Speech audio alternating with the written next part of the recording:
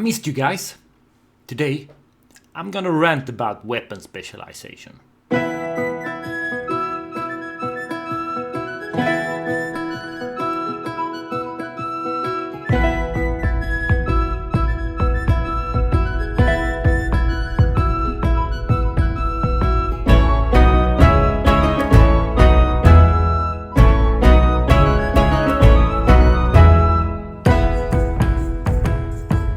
So first of all, I just want to say sorry I haven't done any video for a while.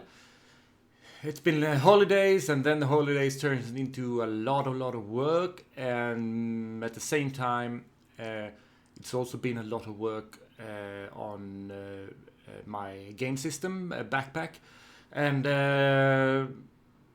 in fact I am kind of done with the playtest document, and I'm actually looking for your help, guys. I need playtesters. So if you're interested, I will post a link to my Discord where you can just join and say hello, and then I will help you get started as soon as possible if you'd like to test out the rules, and we can discuss, and you can give me feedback. Anyhow, I wanted to talk about weapon specialization, and I want to tell you why I hate it.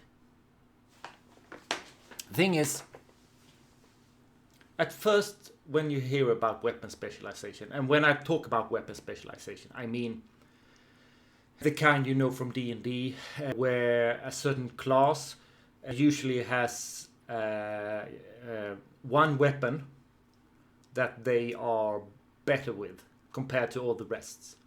So, for instance, it could be an archer who does more damage and hits more accurate with a bow and arrow, and or it could be like a swordsman or something like that, where you have one weapon type that you excel at. And some history, I know, don't remember first edition Advanced Dungeons and Dragons, but second edition had some kind of weapon specializations for fighters. If I remember correctly, something like you had some bonus to hit and also some bonus to damage rolls for one weapon type, kind of like axes or swords or something like that. In third edition, we actually had feats that was called weapon specialization that gave also bonuses when attacking and dealing damage with one weapon type.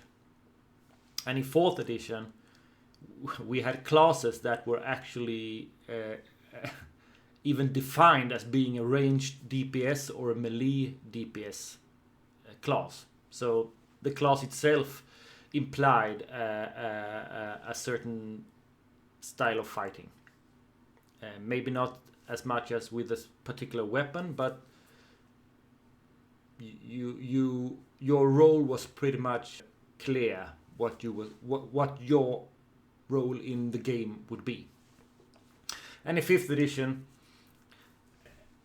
I had to look this up actually, because I had no recollection of the rules in 5e, and I saw there is some kind of fighting styles, I think, that you can choose.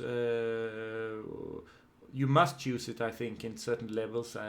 Fighters have it, rangers have it, where you can become better at like archery or two-handed fighting or two-weapon fighting and stuff like that. So this is what I mean with weapon specialization. And at first glance, I think it's quite easy for a player to think, "Ooh, this is cool." They picture it in their head, like from the movies. I'm going to be like the super specialist. I'm going to be like Wicked with my katana. Or I'm going to be like the sniper. which is I'm super deadly when I have my weapon of choice, and it sounds cool, but at the table and in play, it causes some problems, I think. First of all, I see the player characters mainly as problem solvers, not necessarily like pawns on a chessboard, where each have their particular moves and styles in a grid-based battle or something like that. I see more like that the players are there to solve problems, and sometimes combat is one way to solve a problem. And what is important then is creativity. I want the players to be able to be creative and channel that creativity through their player character. So whatever they come up in their head that seems smart and creative or intelligent to solve this situation, they can see if they can do it through their player character. Now, of course, some solutions is easier for some player characters due to them maybe being better at sneaking, or they are stronger, or they have different attributes. But the thing when it comes to combat, if you are a specialist, that doesn't help you being creative. In fact, the opposite. I think the more specialized your character is, the less creativity it allows. And why? Yeah, I think it's as simple as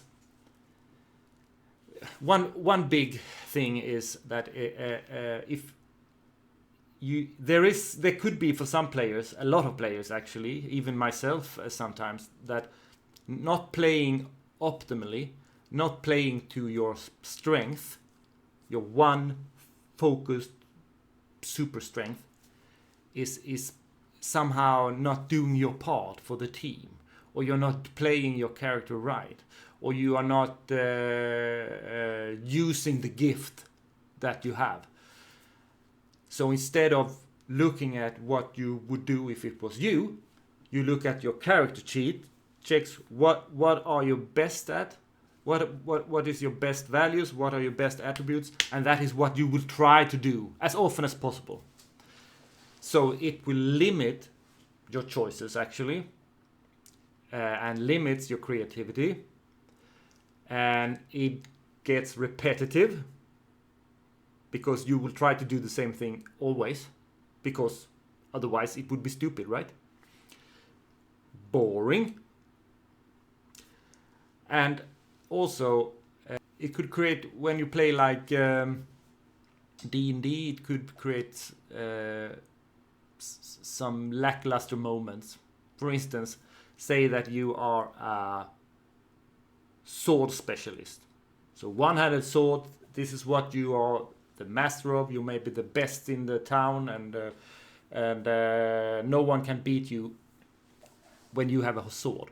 And then after the boss fight, you find in the treasure chest a wicked, magical, legendary battle axe. What? That's because that's boring. Because okay, I have all these cool abilities tied to my specialization, and now I got this awesome weapon. But now I have to choose: either have this awesome weapon, or use what I'm made to do. And so I think that's a big downer. So in fact, in my rules and how I think about it is that I love the generalist. I think player characters are generalist. I see them more as survivors. I see them as being able to use what's at hand as tools. Of course, some of them are trained in martial weapons and some of them are not. But a fighter, if he don't have a great sword, then he could use like a hammer. And if he don't have a hammer, he could maybe try to use the club, and he could solve a lot of problems with what's at hand. And he's also flexible in using like cool items, magical items, etc. That comes up, and he or she is able to kind of get more tools in their creative toolbox instead of like this annoyance of getting something that is not quite in line with actually what I'm supposed to be good at. So I don't like weapon specialization. It boxes you in, and it's not for a creative playstyle. And I think this is maybe particularly necessary in the OSR,